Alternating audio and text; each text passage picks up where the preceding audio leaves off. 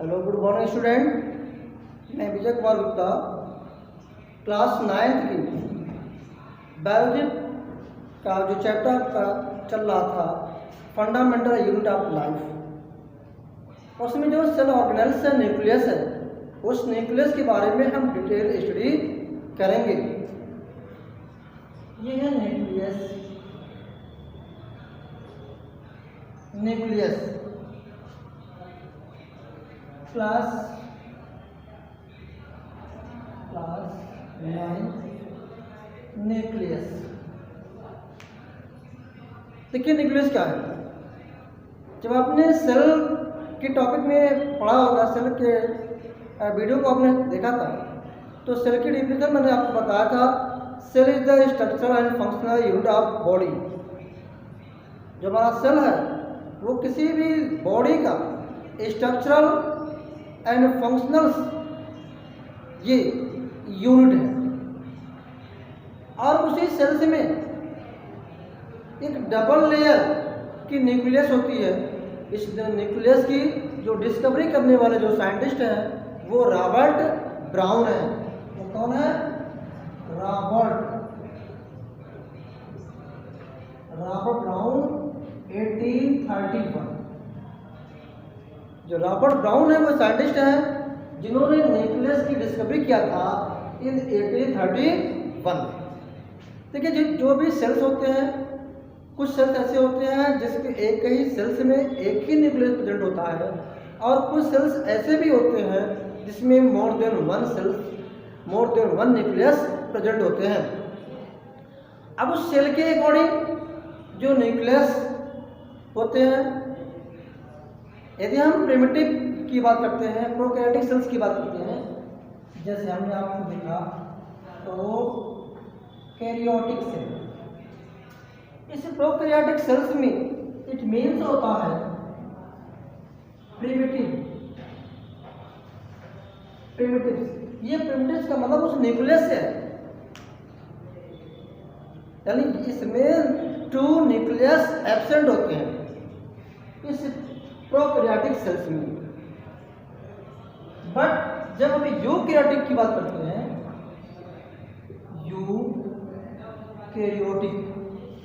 इस यूकैरियोटिक की सेल में बात करेंगे तो यूकैरियोटिक्स इट मीन्स होता है 2 न्यूक्लियस।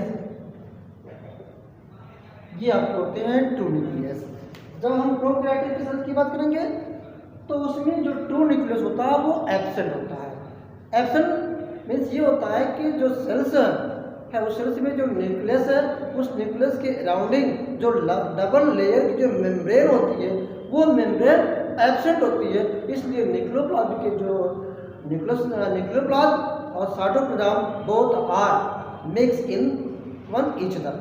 इसलिए इस प्रोकैरियोटिक सेल्स में 2 न्यूक्लियस एब्सेंट होते हैं। But in the case of eukaryotic sales, इस यूकैरियोटिक सेल्स में जो न्यूक्लियस मेम्ब्रेन होती है वो न्यूक्लियस मेम्ब्रेन प्रेजेंट होती है। इसलिए न्यूक्लियोप्लाज्म और साइटोप्लाज्म दोनों एक दूसरे से अलग होते हैं। ठीक है, तो जब डिस्कवरी की बात करते हैं तो रॉबर्ट ब्राउन ने 1831 में इस न्यूक्लियस की डिस्कवरी की है। ओके, देखिए हम न्यूक्लियस की फिगर बना रहे हैं।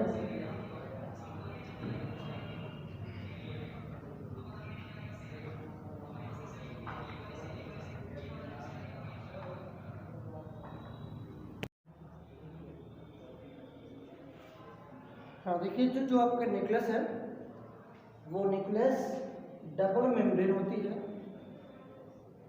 इस डबल मेम्ब्रेन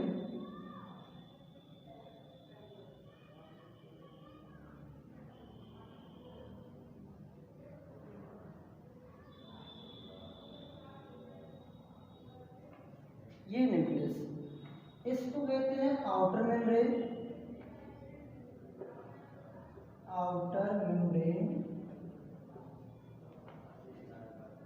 ये है इनर मेम्ब्रेन।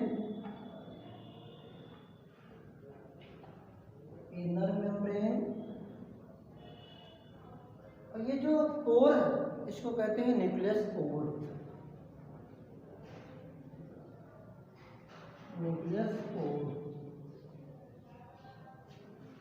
इस न्यूक्लियस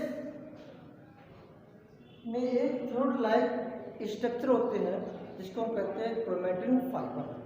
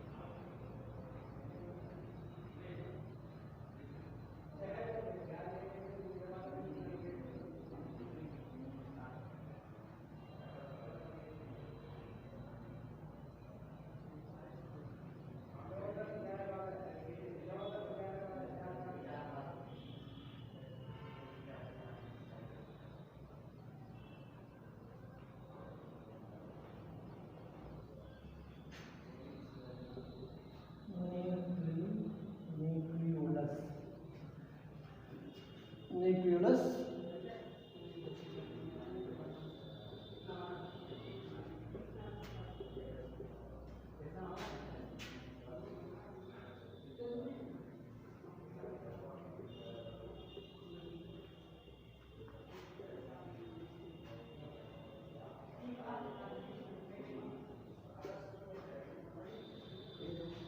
इसको कहते हैं न्यूक्लियोप्लास्ट।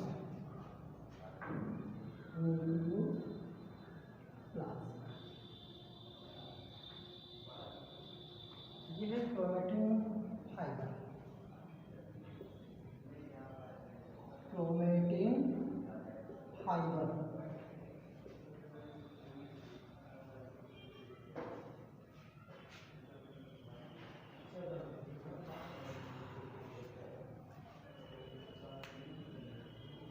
ठीक है। देखिए ये आपका न्यूक्लियस है। मैंने आपको बताया कि न्यूक्लियस के अकॉर्डिंग जो सेल्स होते हैं वो आपके टू टाइप में होते हैं। ये नेक्स्ट वीडियो में आपने पढ़ लिया है, prokaryotic cells and eukaryotic cells.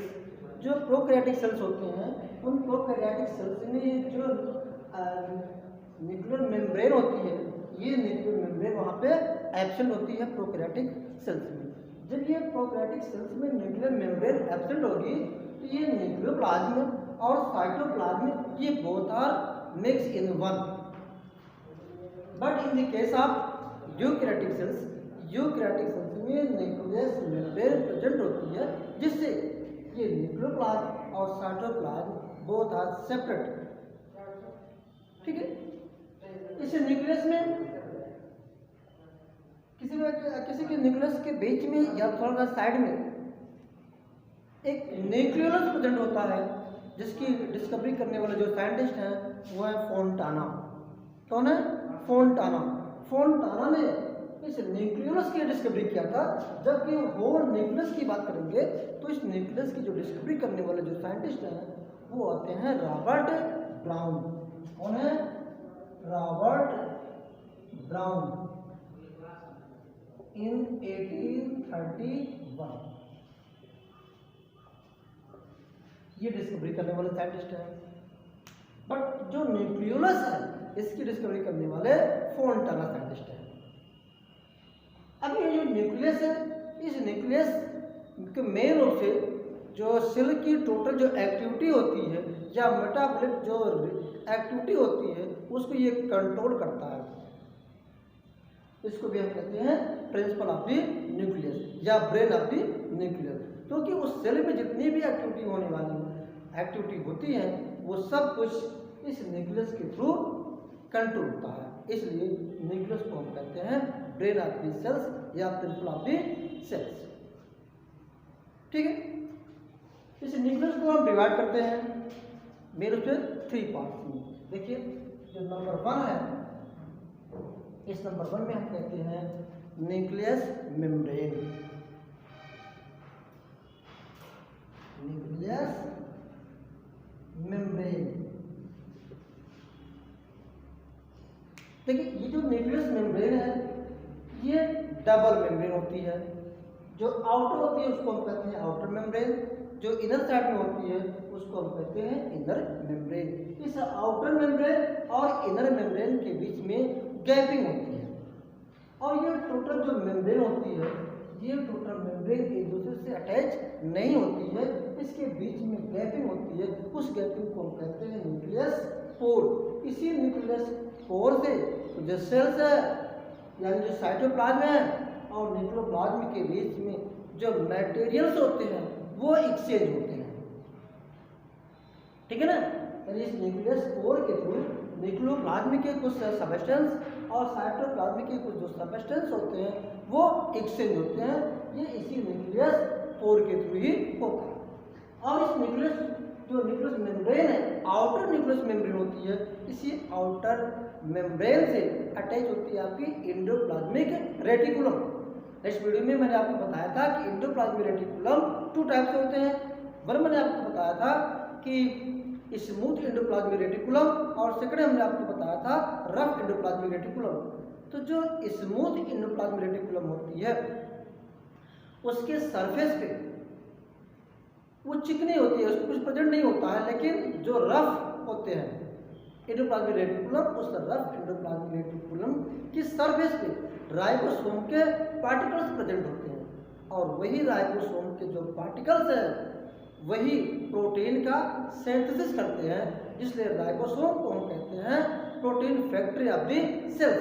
यानी जो प्रोटीन का फॉर्मेशन होता है ये एंडोप्लाज्मिक रेटिकुलम और वो कौन सी रफ एंडोप्लाज्मिक रेटिकुलम, और ये दोनों एंडोप्लाज्मिक रेटिकुलम चाहे रफ एंडोप्लाज्मिक रेटिकुलम हो या स्मूथ एंडोप्लाज्मिक रेटिकुलम हो, दोनों इस न्यूक्लियस के आउटर मेम्ब्रेन से अटैच होते हैं।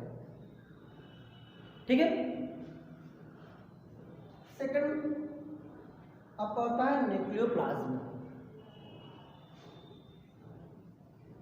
न्यूक्लियोप्लाज्म, देखिए जो न्यूक्लियोप्लाज्म होता है इस न्यूक्लियस के इनर साइड में एक लिक्विड होता है, सेमी लिक्विड। उसी सेमी लिक्विड में जितने भी सबस्टेंस होते हैं सब संक होते हैं और इसको कहते हैं न्यूक्लियोप्लाज्म। और इस न्यूक्लियोप्लाज्म में आपके राइबोसोम भी प्रेजेंट होते हैं, डीएनए भी प्रेजेंट होते हैं, आरएनए भी प्रेजेंट होते हैं। यानी इसको लिखेंगे इसमें प्रेजेंट होंगे DNA, RNA, fat, protein, enzyme,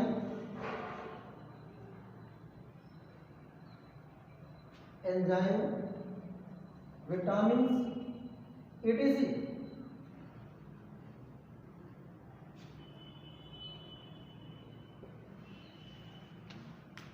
अब इसमें एक थर्ड लाइक स्ट्रक्चर होता है जिसको मैंने बताया आपको क्रोमैटिन फाइबर होते हैं।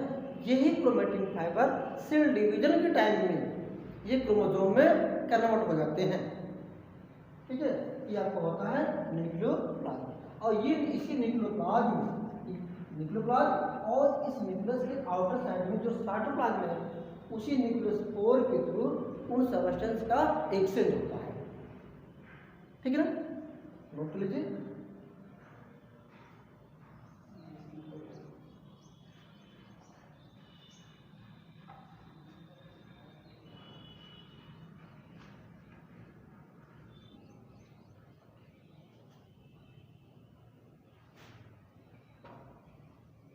Number 3 chromatin fibre. Chromatin fibre,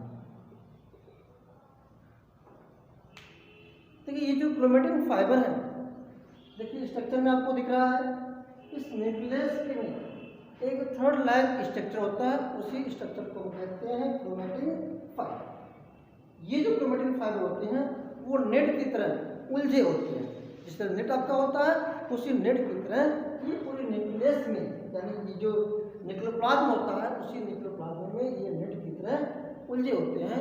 और जब सेल डिवीजन की टाइम होती है, सेल डिवीजन के टाइम में जो क्रोमैटिन फाइबर्स होते हैं वो ब्रेक डाउन होते हैं, और ब्रेक डाउन हो करके यही क्रोमैटिन फाइबर आपके क्रोमोसोम में कन्वर्ट हो जाते हैं।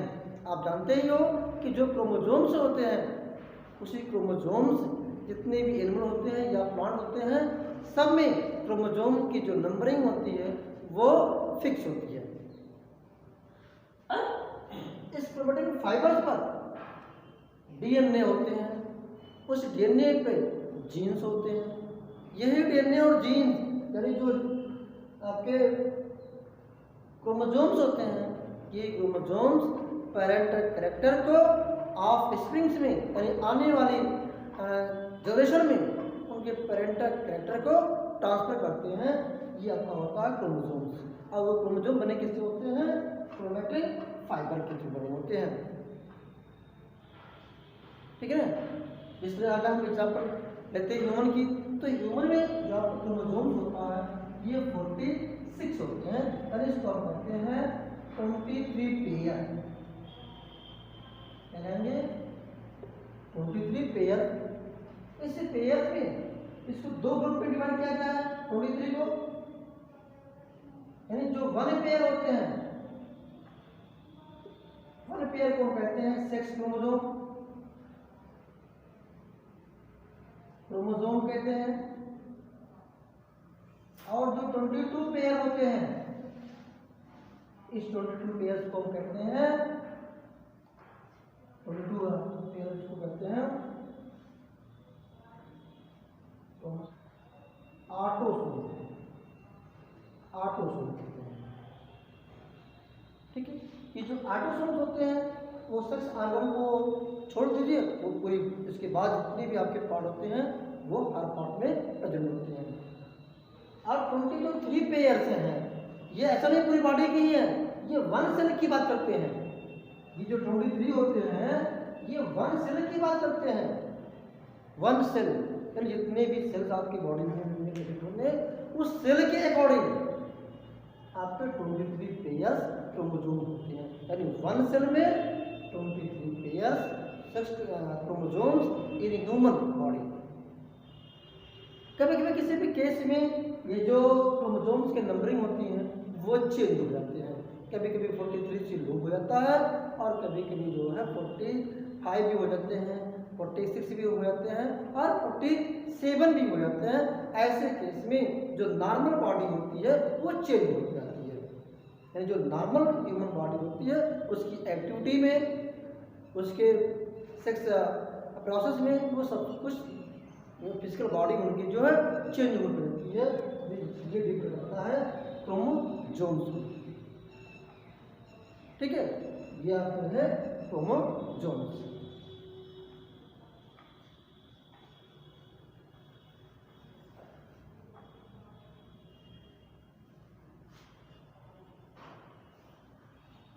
Function of the nucleus, function of the nucleus.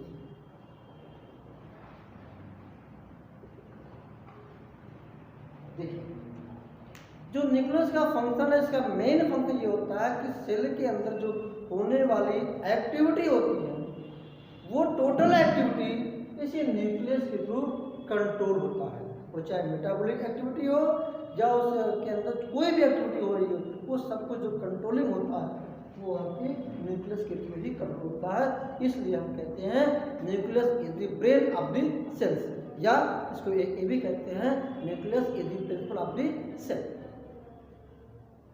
ठीक है, ठीक। और भी इसके फंक्शन होते हैं इसी न्यूक्लियस के थ्रू। मैंने आपको बताया था स्टार्टिंग में, जो एंडोप्लाज्मिक रेटिकुलम होता है यानी कि सरफेस से अटैच होता है और जो रफ एंडोप्लाज्मिक रेटिकुलम होता है उसी रफ एंडोप्लाज्मिक रेटिकुलम पे राइबोसोम के पार्टिकल्स पाए जाते हैं और वही राइबोसोम के पार्टिकल से ही प्रोटीन का सिंथेसिस करते हैं, इसलिए राइबोसोम को कहते हैं protein factory of the cells. ठीक है, protein factory of the cells ये भी वर्क होता है। इसमें भी आपके राइबोसोम, यहाँ भी आपके राइबोसोम पाए जाते हैं, राइबोसोम पाए जाते हैं। इसी में आपके जो है प्रोटीन पाई जाती है, इसमें आपके एंजाइम पाए जाते हैं, इसमें आपके फैट पाए जाते हैं और भी सभी सबस्टेंस पाए जाते हैं। ठीक है, ये आपको रहा न्यूक्लियस ऑफ द सेल्स। इसके बाद के जो सेल्स ऑर्गन्स हैं नेक्स्ट वीडियो में हम लेके आएंगे। तब तक के लिए जय हिंद।